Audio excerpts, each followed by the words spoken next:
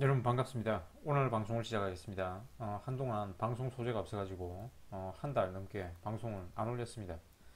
아무튼 방송 소재가 고갈나서 영상 포스팅이 뜸합니다. 뭐 제 방송은 뭐 시황 방송하는 사람들이야 이런 시기에 변동성이 큰 시기에 방송 소재가 많겠죠, 그죠? 오를 거냐 내릴 거냐. 하지만 저는 뭐 패시브 인덱스 투자를 하니 이런 때일수록 그냥 가만히 있는 게 좋습니다, 그죠? 아무것도 안 하고 가만히 있는 게 좋아요. 그래서 딱히 방송 소재가 없어요. 그래서 옛날 거 한번 재탕을 해봤습니다. 자, 구독자 중에 이런 질문이 몇 번 있었는데 지금 이제 환율이 굉장히 높죠, 그죠? 확인을 안 해봤는데 아마 뭐 1,400원은 예전에 넘었을 겁니다. 전 뭐 그 요즘 뭐 MTS나 HTS를 거의 안 보니까 환율이 높은데도 연금저축에서 S&P 500 ETF 계속 매수해도 될까요? 예전에 이제 이런 방송을 올렸죠. 2020년 3월 16일이네요, 그죠? 어, 환차손과 그 주가 상승률 중에 어느 것이 더 클까? 당연히 주가 상승률이 더 크죠, 그죠? 자본 차익이 훨씬 더 큽니다. 환차손을 겪더라도 주가 상승이 더 커요. 그래서 환율이 높은데도 환전을 해서 미국 주식을 매수해야 한다라는 게 이 영상의 결론이었습니다. 이 당시는 그 QQQ를 가지고 백테스트를 했거든요. 자, 이제는 이제 S&P 500 ETF 가지고 한번 백테스트 해볼까요? 연금저축에서 국내 상장 미국 S&P 500 ETF, 코덱스, S&P 500 토탈 리턴 그런 거 가지고 한번 비교를 해볼까요?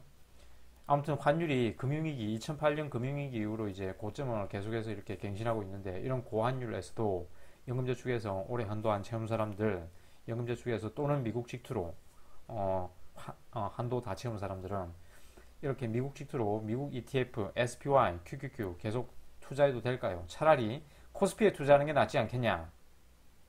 환율은 높지만 코스피는 저점이다. 코스피에 투자하는 게 낫지 않을까?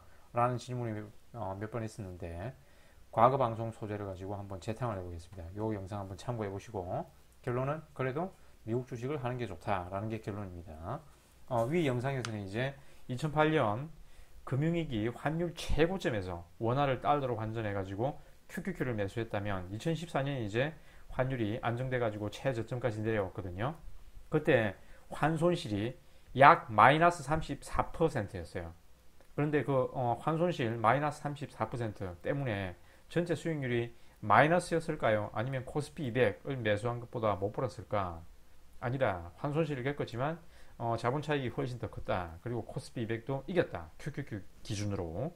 그래서 위 영상의 미리 결론은 환차손 마이너스 34.7%를 겪었지만 전체 수익률은 달러 기준입니다. 플러스 요 보자. 2009년부터 2014년까지 약 6년 동안 누적 수익률은 달러 기준으로 플러스 265.4%, 원화 기준으로는 139%네요. 동기간 코스피 200의 수익률은 106%였어요. 그래서 QQQ가 이겼습니다. 코덱스 200을 이겼어요. 코덱스 200을. 배당 재투자를 고려하지 않은 프라이스 리턴으로 백테스트를 했습니다. 그래서 요 쭉 그냥 한번 읽어보시고 그러면 올해 1월 3일부터 9월 30일 현재 SPY의 달러 기준 수익률은 마이너스 24.96%입니다. 그런데 코덱스 S&P 500 TR 동기간 동안 원화 기준 수익률은 마이너스 7.68%네요. 환차익이 이 달러 기준 이 마이너스 수익률을 상쇄해 줬습니다. 그죠? 그러면 2008년 금융위기 당시 환율 최고점에서 SPY 그리고 코덱스 200을 역시 비교해 보면 역시 프라이스 리턴만 비교해 보면 연금저축에서 이제 S&P 500은 당시 기간을 백테스팅할 수 없으니 그냥 SPY를 환노출 국내 상장 S&P 500이라고 보겠습니다. 자, 코덱스 200 같은 경우에는 106% 수익률을 거뒀지만 SPY 같은 경우에는 당시 2009년 3월 2일 환율 최고점이었습니다. 환율이 그때 1,546원이었어요. 이때 이제 만 달러 1,546만 원을 환전해가지고 SPY 가격은 70.37달러였네요. 매수해가지고 2014년 이제 6월 30일이 돼가지고 환율이 최저점일 때 팔았다면 그때 이제 환율은 1,009.45원이었네요. 자, 달러 기준 수익률은 SPY 달러 기준 수익률은 178% 그리고 환차손은 역시 마이너스 34.71%인데 원화 기준으로는 1,500만 원이 2,800만 원이 되었으니까 원화 기준 누적 수익률은 82%가 됐습니다. 그죠? 코덱스 200을 이기지 못했네요. 그죠?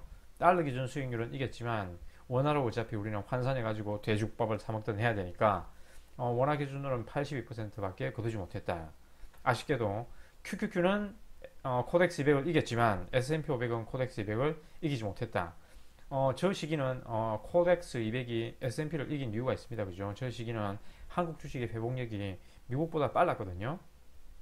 하지만 배당 재투자를 고려한다면 아마 결과가 비슷하지 않을까요? 라고 생각해 봅니다.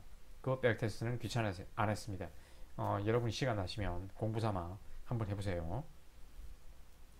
그래서 전체 결과는 이렇고 금융위기 당시에 코스피 200, 코덱스 200은 106%, 그리고 SPY는 82%, 원화 기준입니다. QQQ는 원화 기준으로 139%. 그래서 결론은 이렇게 걱정 말고 환율이 높더라도 여윳돈이 있으면, 물론 뭐 지금 여윳돈이 있는 사람이 뭐 거의 없겠죠. 저도 올 연초에 거의 한도를 다 채워가지고 더 이상 연금저축에 넣을 돈은 없습니다.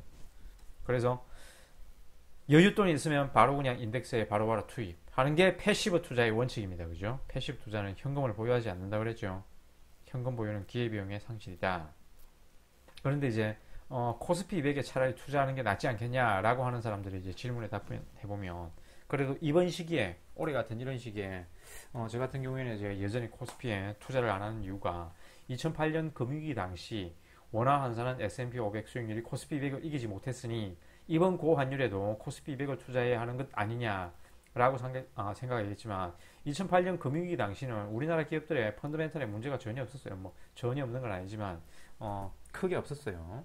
그리고 금융위기 상황에도 불구하고 당시에 이제 중국은 당시에도 7%, 10% GDP가 상승했거든요.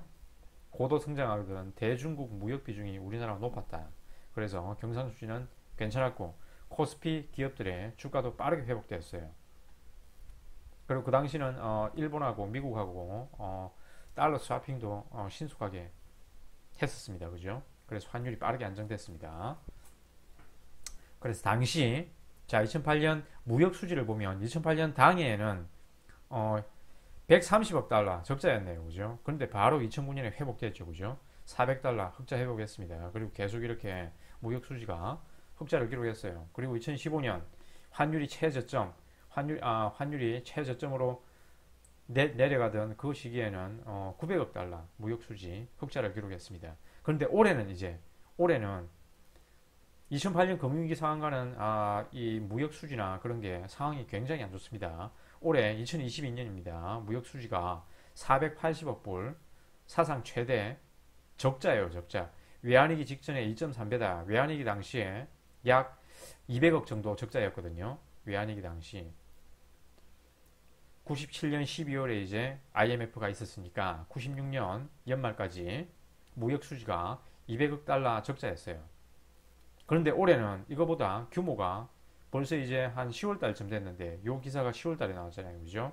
10월 달쯤 됐는데 이거 2배다. 무역 수지 적자가. 상황이 굉장히 안 좋다. 1, 4분기, 2, 4분기만 해도 38억, 65억 적자를 기록했고 65억 달러 적자를 기록했고 10월 현재는 480억 달러 무역 적자를 기록하고 있다. 외환위기 2.3배 수준이다. 그래서 이미 여러분의 대부분의 자산이 부동산에 묶여 있을 거 아닙니까? 그죠?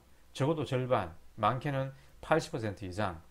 은퇴한 노인들도 자산이 80% 이상이 다 이 부동산에 묶여 있는 사람들이 많아요.